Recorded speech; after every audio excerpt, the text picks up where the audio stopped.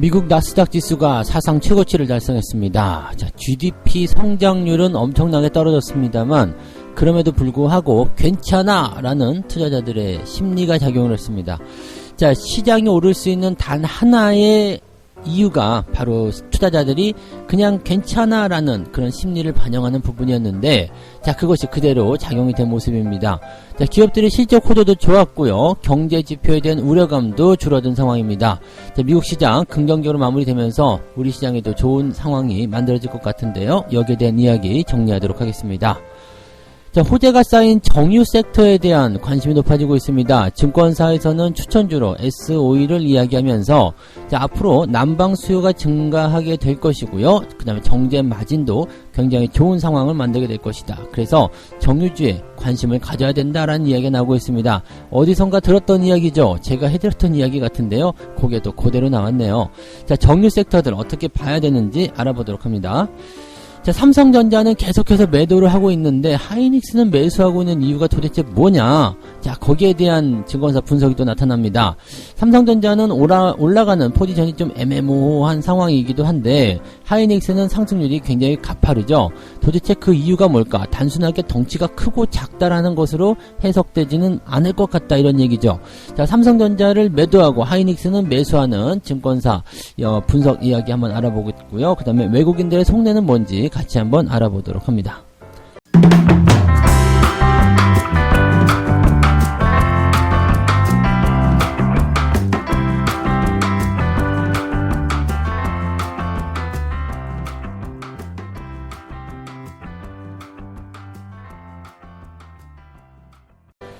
네, 반갑습니다. 자, 오늘은 10월 29일 금요일입니다. 자, 오늘은 10월의 마지막 날이죠. 네, 마지막 영업일입니다. 자, 마지막 날은 이제 일요일이 되겠지만은 우리 증권 주식 투자하시는 분들에게는 이제 금요일이 사실은 실질적인 마지막 날이죠. 그래서 일단 오늘을 마무리를 어떻게 지을 것이냐에 따라서 10월 한 달의 상승률, 그 다음에 시장에 대한 관점들이 정리가 되겠죠.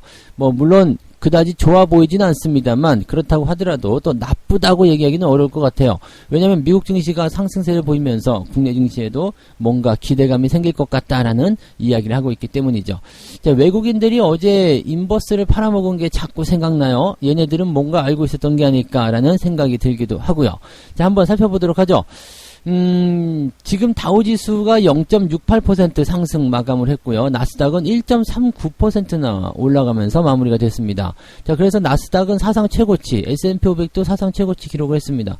자, 지금 사상 최고치라는 것은 신고가가 또 발생했다는 이야기예요. 그동안 한 번도 본 적 없었던 그런 높은 가격이 형성됐다는 이야기겠죠.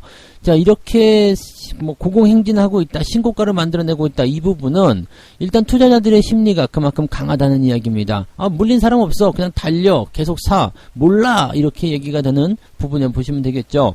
다우지수도 많이 회복됐고요. 시장의 내용을 좀 살펴보시면 상승 출발을 일단은 했어요. 그리고 장 초반에 뭐 한번 흔들리는 듯한 느낌? 그런 거 전혀 없었어요. 그냥 유지가 쭉 되다가 장 막판에 더 치고 올라갑니다.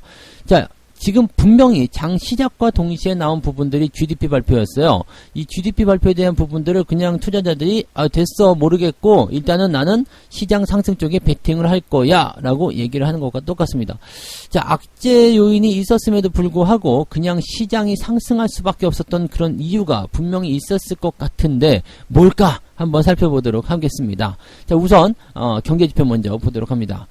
자, 미국 상무부가 발표한 3분기 국내 총생산, 즉 GDP 증가율이 2.0으로 나타났습니다.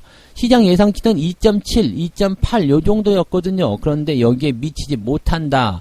제가 지난번에 말씀드렸듯이 6.7%에서 2.8%대로 떨어지게 되면 반토막도 더 난 거잖아요. 어마어마하게 성장률이 둔화가 된 그런 모습인데 그럼에도 불구하고 됐어, 뭐 신경 쓸 거 없어, 뭐 그건 상관없는 일이야 라는 이야기를 했어요. 그래서 뭐가 상관없는 일인데? 라고 물어봤겠죠. 그랬더니 그 이유가 뭐냐, 자, 이번 3분기에 성장률 전망치가 안 좋았던 이유는 델타 변이 바이러스의 확산 아니겠느냐. 이 델타 변이 때문에 떨어진 건데 뭐 어떡하냐.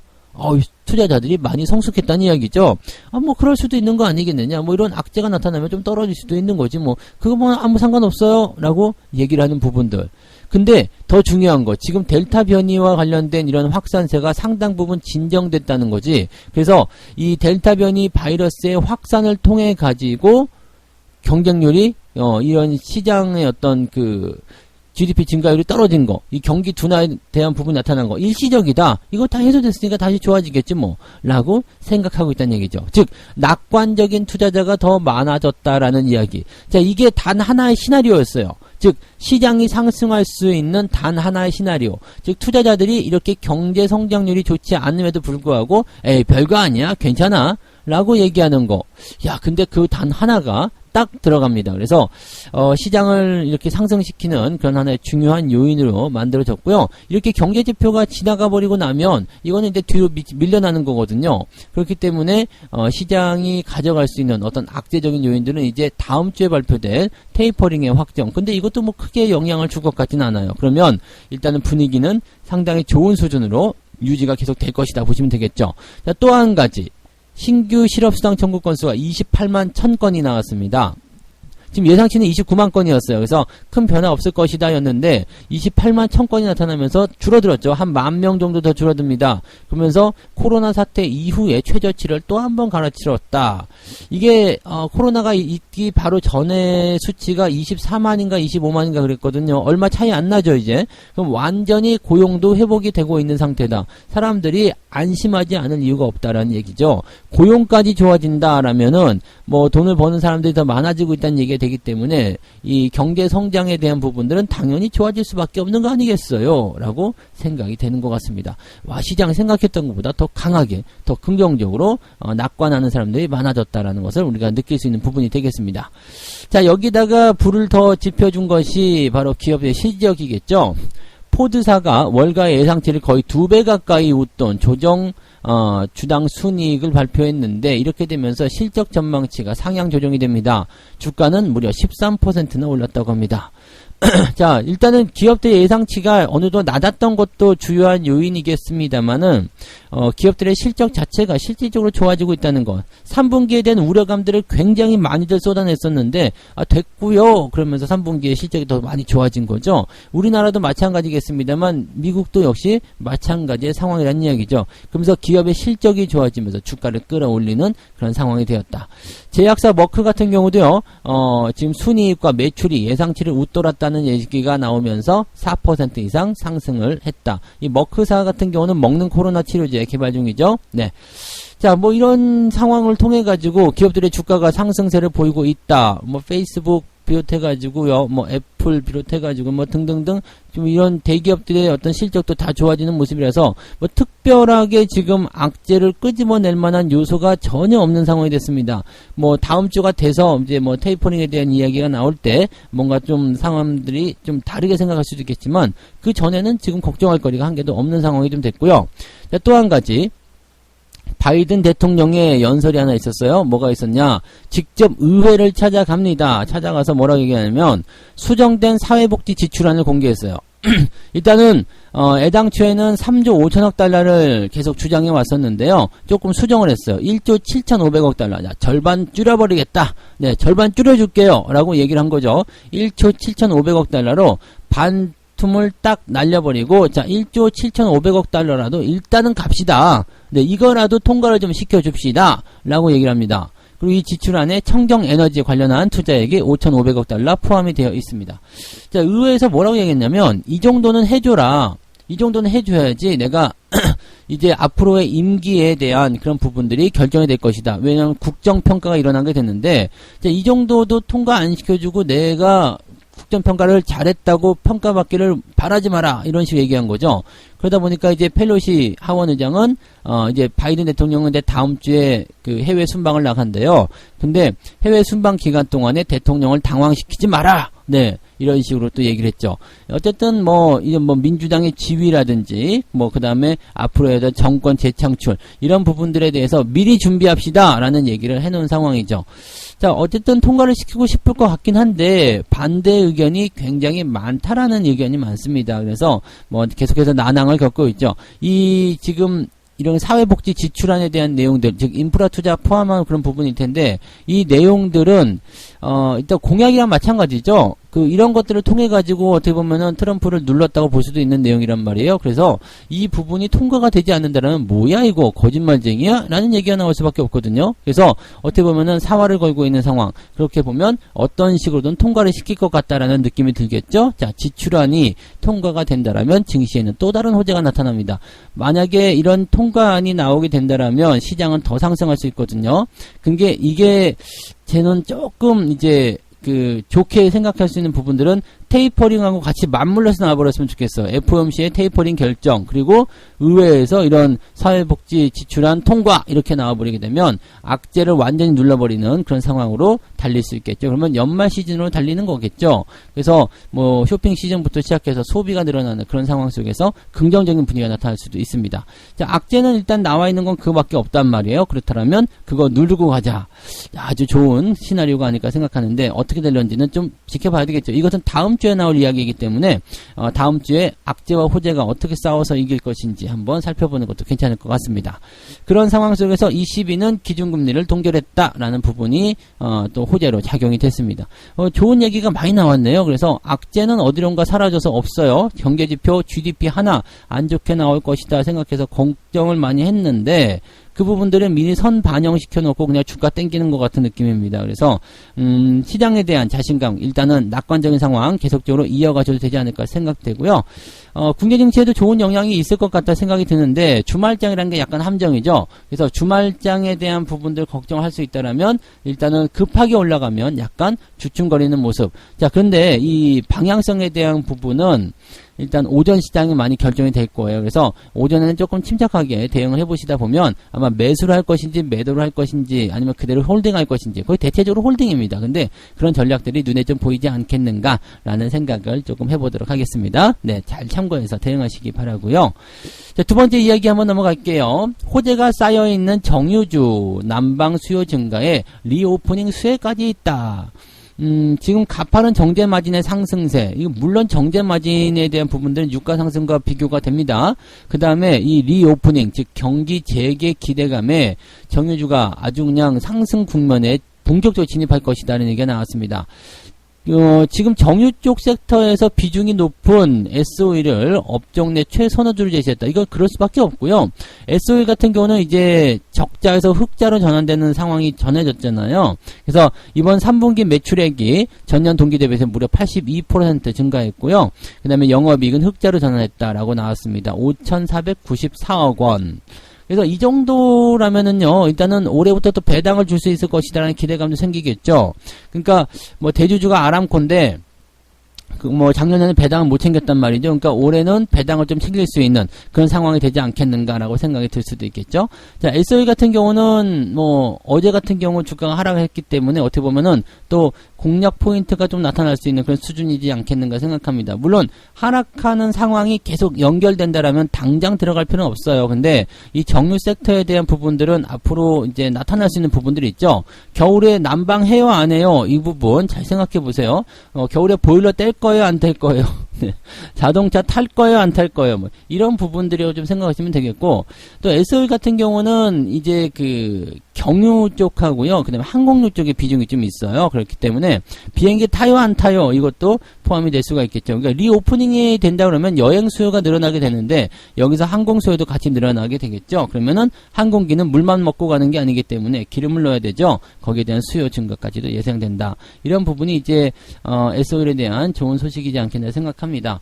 어쨌든 경유 같은 경우는 장기적으로 소비량이 점차적으로 줄어들지 않겠느냐. 왜냐면 이제 환경에 대한 부분도 있잖아요. 근데 그러다 보니까 이제 점점점 이제 제한적인 공급량이 나오게 되고 그 상황 속에서 경기 회복으로 인한 수요 증가가 계속 증가할 것이다. 아직은 그래도 전기차가 많이 늘어나고 있다고 하더라도 경유 자동차, 늘어나는 SUV의 인기 이런 것들에 힘입어서 경유의 소비가 더 많아지고 있는 부분은 어쩔 수 없다라고 봐야 되겠죠. 하지만 전 세계적으로 이제 경유 소비량이 규제가 되는 모습이고 또 친환경적인 부분에서 본다면 경유 자동차를 없애야 되겠다 그런 얘기들 나오고 있죠. 그러니까 그런 부분에 따른 어떤 규제는 어쨌든 악재로는 남아 있습니다. 하지만 경기 회복 속도가 그런 규제보다도 더 빠르게 수요를 증가시키고 있다라는 상황을 보시면 좋을 것 같습니다. 여기다가 이제 인프라 투자로 인해서 경유 설비의 활용을 증가시키는 그런 포인트들, 또 그 다음에 뭐 여러 가지 상황들이 지금 보면은 경유를 아직은 써야 한다라는 부분이 되겠죠? 네, 그런 내용들이 있다라는 것은 앞으로 이제 이런 경유를 취급하는 그런 회사들 또는 유가 상승에 대한 수혜를 볼 수 있는 정유주들 이런 쪽에서 기대감이 생길 수 있겠습니다. 그래서 뭐 아까도 말씀드렸지만 경유와 항공유 쪽에서 이제 석유 제품 포트폴리오에서 비중이 좀 많은 편입니다. 그래서 국내 정유사들이 대부분 그런 식이기 때문에 S51을 지금 여기서 꼭 집어서 이야기했지만 SK이노베이션도 여기에 포함될 수 있어요. 얘네들도 이 석유 쪽에서는 좋은 포인트겠죠. 그 다음에 또 한 가지 이 석유 가격에 대한 인상 또는 석유 제품의 그런 뭐랄까 활용도가 높아지고 수요가 증가하게 된다면 화학주들도 같이 올라갈 수밖에 없어요. 네, 화학 섹터도 같이 보셔야 됩니다. 그래서 정유 화학 섹터를 같이 묶어서 보시는 것이 유리하다. 근데 그 중에서도 가장 좋아 보이는 것은 S51입니다. 라고 콕 집어서 이야기한 것은 지금 아주 민감한 반응, 이 석유 가격에 대한 부분, 또 기름 소비에 대한 그 난방에 대한 또는 리오프닝에 대한 그런 부분들 때문에 S51을 콕 집어서 증권사에서 얘기하는 부분이지 실제로 S51뿐만 아니라 정유 섹터와 화학 섹터를 같이 묶어서 보는 것이 국룰이라고 보시면 되겠습니다. 그래서 그런 식으로 해서 앞으로의 어떤 그런 업황 변화라든지 이런 것들을 같이 체크해 보시는 것도 좋을 겁니다. 좋은 힌트 하나 드렸으니까 잘 참고해 보시기 바라고요. 네. 자, 그 다음에 세 번째 이야기 가겠습니다. 삼성전자는 자꾸 팔아먹고 있는데 SK 하이닉스는 왜 사냐? 네. 지금 삼성전자 같은 경우는 이번 달에만 2.4조 원을 팔았대요. 무지하게 팔아먹고 있네요. 아마도 이제 삼성전자 팔아먹는 것은 개인들이 어디 한번 해볼 테면 해봐 그러면서 안 팔고 있어서 그럴 수도 있겠어요. 근데 개인들도 최근에 삼성전자를 좀 팔고 있는 느낌이 좀 있긴 있거든요. 근데 아직은 버틸만 하다 뭐 그런 느낌일 수도 있겠고 외국인들은 지들이 원하는 가격이 안 왔다라는 느낌일 수도 있겠어요. 그래서 여기에 대한 부분 때문에 많이 내려간 하이닉스는 매수하고 삼성전자는 매도한다. 이렇게 얘기가 나올 수도 있겠죠. 자, 삼성전자 같은 경우는 이제 0.8% 올랐어요. 어제 같은 때. 근데 사상 최대 시적 나왔단 말이에요. 이 분기상 사상 최대 시적 어마어마한 부분이란 말이에요. 매출이 73조 원이 나타났습니다. 그러니까 분기 기준 역대 최고치예요. 상장 이래 최고치란 말이죠. 거기에다가 영업이익은 15조 원이 넘어갑니다. 대단한 거 아닙니까? 이 정도인데 실적이 이 정도 늘어났는데 주가 상승은 0.8%라니 이게 장중에는 3%까지 올랐단 말이에요. 그래서 실적에 대한 어떤 그런 호재성 재료를 좀 받아들이는구나 싶었는데 바로 밀려버리죠. 누구 때문에? 외국인 때문에. 외국인이 막판에 확 던져버리잖아요. 그래서 주가가 쭉 밀리는데 자 이거는 뭔가 좀 의도적이지 않겠나라고 생각이 들어요. 왜 좋아도 계속 파는 거야? 왜 괜찮다는데 왜 계속 파는 거야? 뭔가 의도적이지 않겠나 생각이 들어요. 외국인들이 지금 삼성전자를 파는 이유는 뭐냐? 지금은 이제 차익 실현에 대한 부분은 아닌 것 같아요. 그냥 내가 원하는 가격을 맞추기 위해서가 아니겠는가 생각돼요. 또는 충분한 물량을 확보하지 못했기 때문에 더 내놔 이런 거겠죠. 지들도 여기서 많이 사고 싶은 거야. 그런데 사람들이 너무 많이 가지고 있다 보니까 자기가 살 물량이 너무 적어. 그리고 자기가 여기서 사다 보니까 주가가 계속 올라가는 것 같아. 이러면 내가 높은 가격에 살 수가 없는데 즉 원하는 가격에서 원하는 물량을 확보하지 못했기 때문에 자꾸 던지는 듯한 포즈를 취하면서 물량을 뺏으려는 움직임을 보이고 있는 것 아니겠느냐. 이렇게 볼 수밖에 없겠죠.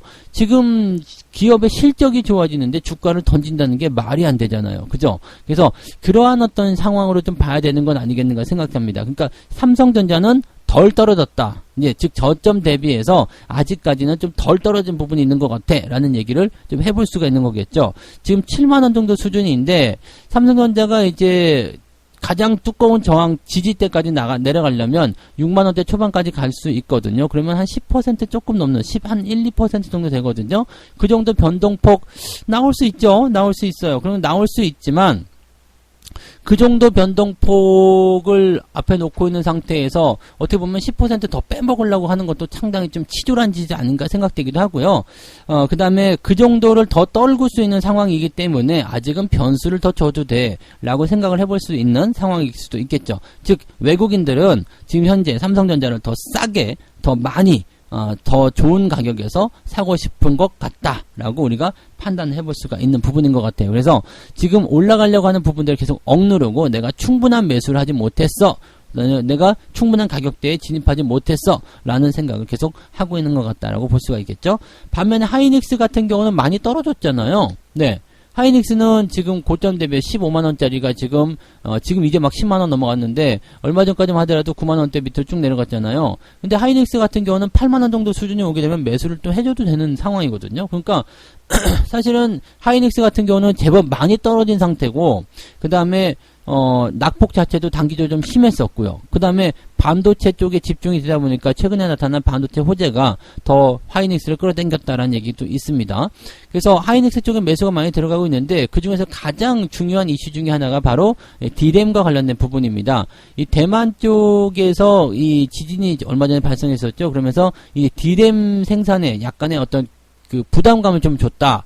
왜냐면 이제 마이크론 같은 경우가 이제 대만 쪽에 공장이 있는데, 그 부분들이 이제 뭔가 좀 피해를 봤을 수도 있겠다라는 이야기. 그 다음에 다른 기업들도 많이 있잖아요.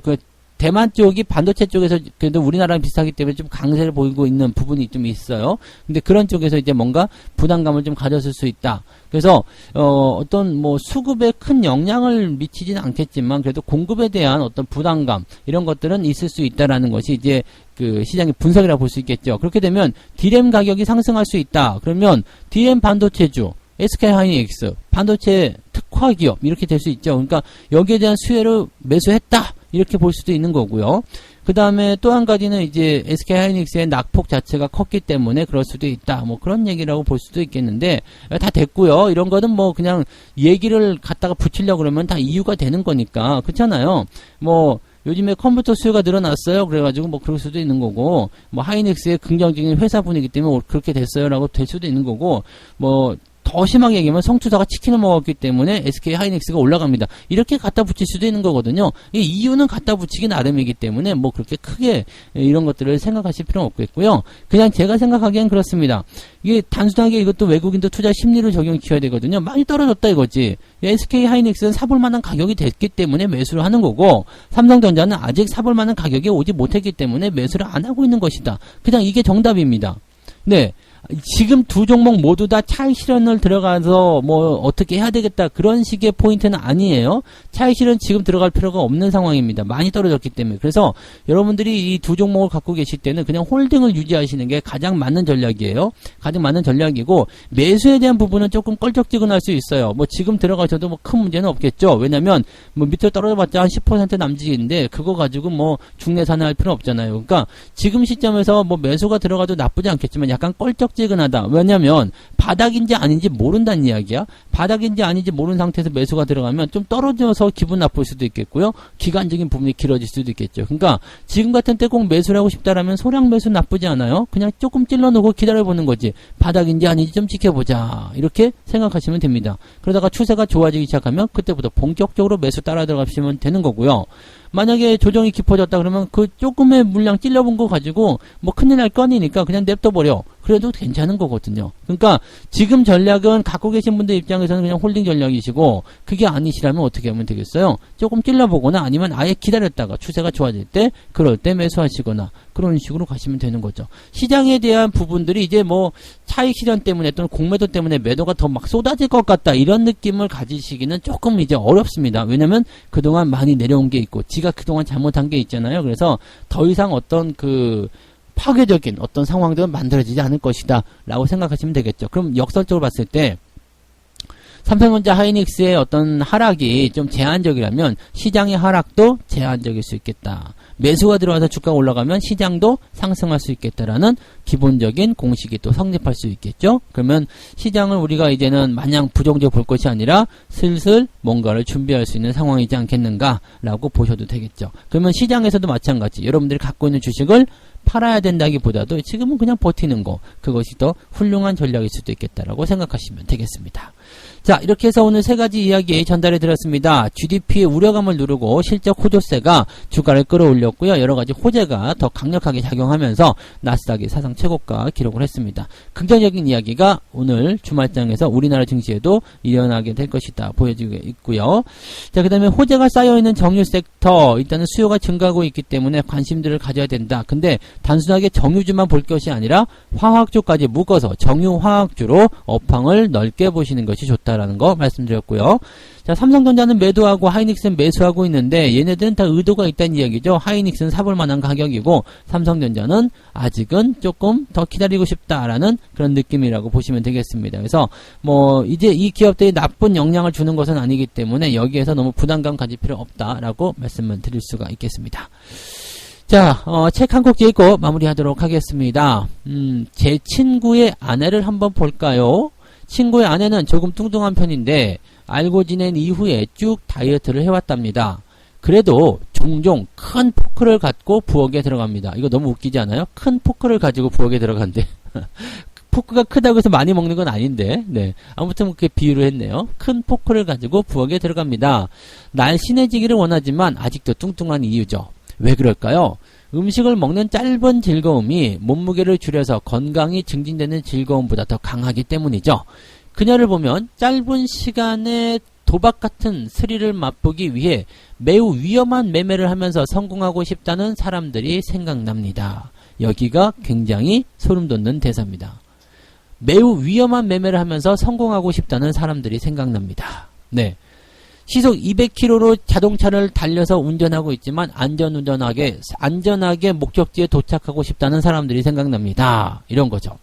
물론 사고가 안 나고 안전하게 도착할 수 있어요. 200km 달리더라도 도착할 수 있어요. 하지만 사고 위험률은 굉장히 커지게 되는 거고 단 한 번의 사고로 그냥 굿바이가 될 수도 있는 거거든요. 그러니까 이런 거지. 뭐 지금 사고가 안 나면 좋지만 사고가 나면은 죽는 거야. 100전 99승 1패 깡통과 같은 내용이죠. 뭐 잘 되면 좋지만 안 되면은 깡통. 이 부분을 여러분들 잘 생각하세요. 네, 내가 목숨 걸고 굳이 해야 될 이유가 있겠는가? 조금 리스크를 낮추고 조금 더 안전하게. 우리는 뭐예요? 가늘고 길게 투자하는 투자잖아요. 그래서 그런 부분들, 어떠한 내용들을 이야기하고 있는지 또 어떤 심리를 이야기하고 있는지를 여러분들이 잘 한번 생각해 주셨으면 좋겠습니다. 큰 포크를 가지고 부엌으로 가지 말자. 네, 그것이 오늘 핵심이 될 것 같네요. 네, 포크 다 내려놔요. 네, 아침만 맛있게 드시고요. 자, 오늘 시장은 주말장이기 때문에 마냥 좋지는 않을 거예요. 그래서 상승에 대한 부분들이 있으면 또 거기에 대한 반대 급부들이 이제 그 오후장에서 나타날 수 있기 때문에 항상 주의하시는 투자하시기 바라고요. 그래도 여러분들 오늘 성공 투자를 기원합니다. 10월의 마지막 날을 좀 잘 마무리가 좀 될 수 있도록 시장이 좀 잘 도와줬으면 좋겠네요. 모두들 화이팅 하시고요. 저는 장중시황에서 다시 오도록 하겠습니다. 고맙습니다.